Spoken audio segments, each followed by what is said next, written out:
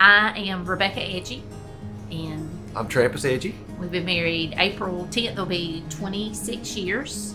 We have a son and a daughter. Yep.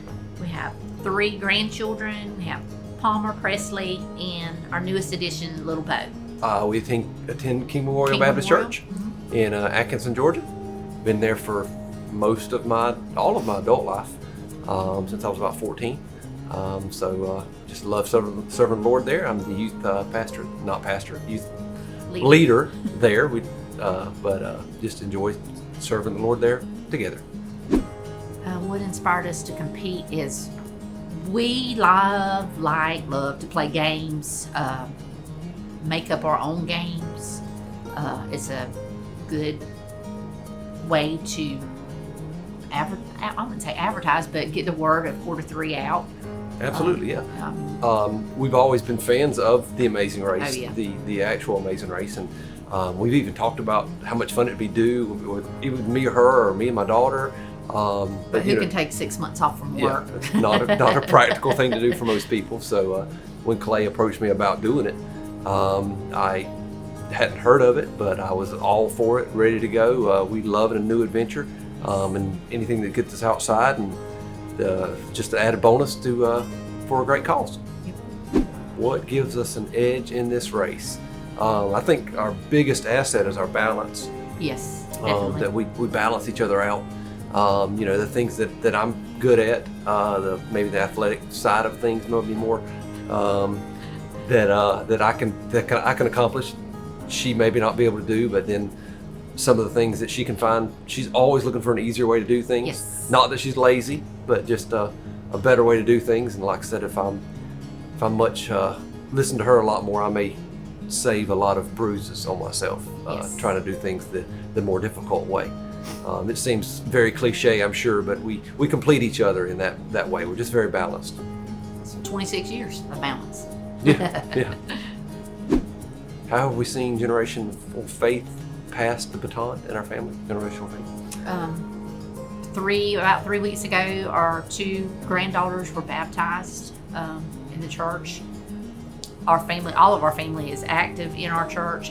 Our son teaches RAs, GAs on Wednesday nights. Yeah, the younger children. The younger children. To me, that's what you want. You want to raise them in church, and you want them to, when they reach their adult life and can make that decision on their own, that they stay.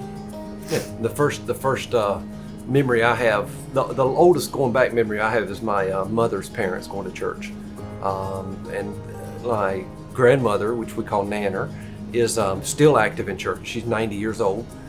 So I mean, you want to talk about a testimony and an example to try to live up to. She goes to choir practice. She's not supposed to drive, but we do allow her to drive to practice church because it's only about 2 miles away.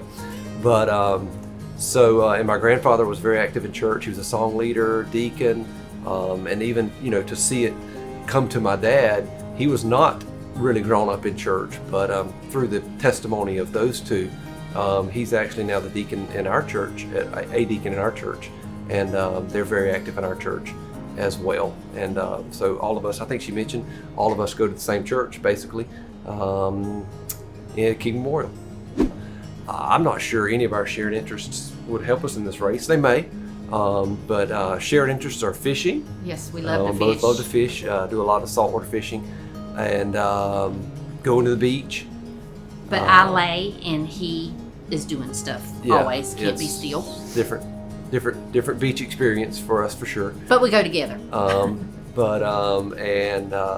like to go out to eat, and we like to just be together with family. So that's the things. Hopefully, there'll be a fishing challenge in here, and we'll be able to show off some of our fishing skills.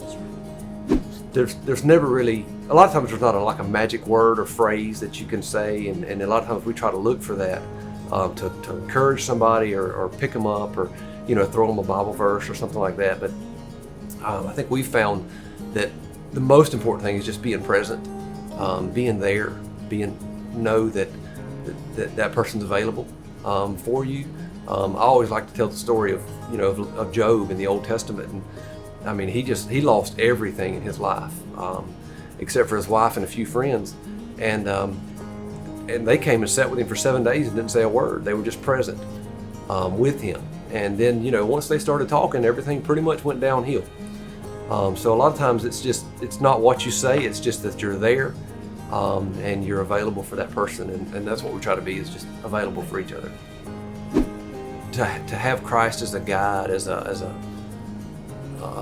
don't want to say a benchmark maybe to look to.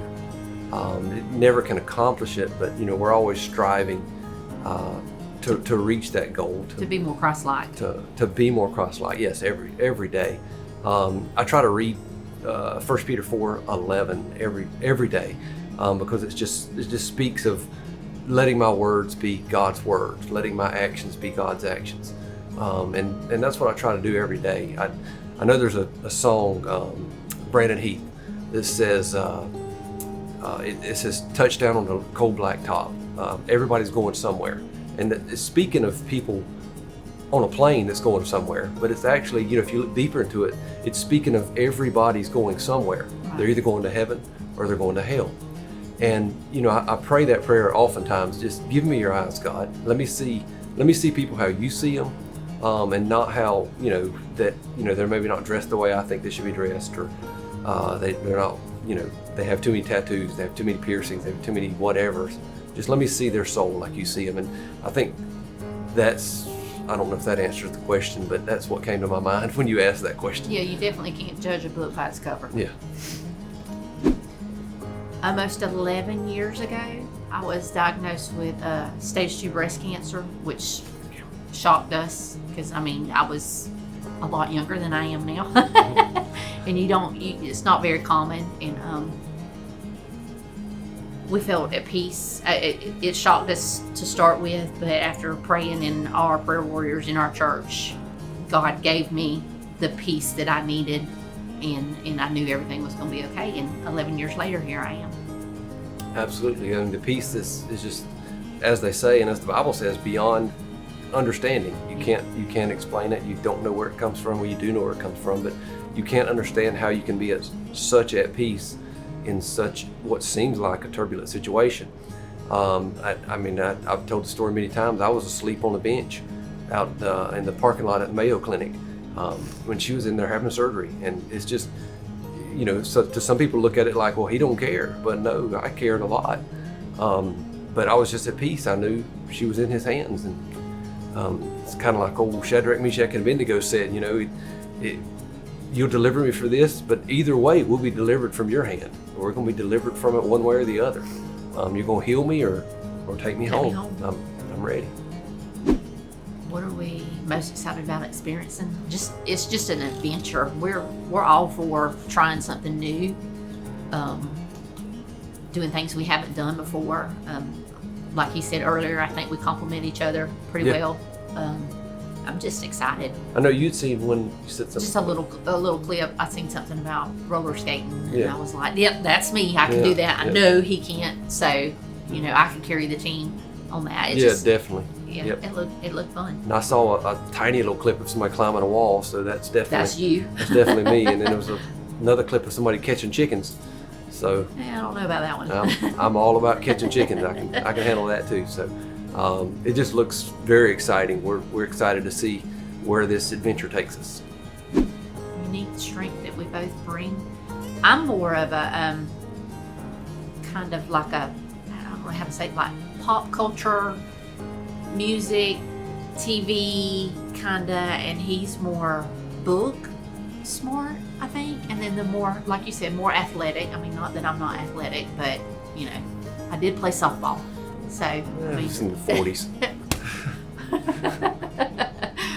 Yeah, I think it goes back to the same thing. We just complement each other. Yeah. And the things that I can't do, usually you can. The things that I don't know, usually you know. Sorry. You're a swayer. Yeah. She stands still, I don't stand still. No, not at all. Message for the other teams is, second place isn't that bad. That's my message. First loser. Second place is the first loser. Yeah. So yeah. But so, we'll be there. Try your best. We'll let you know what winning feels like. That's right. Good luck.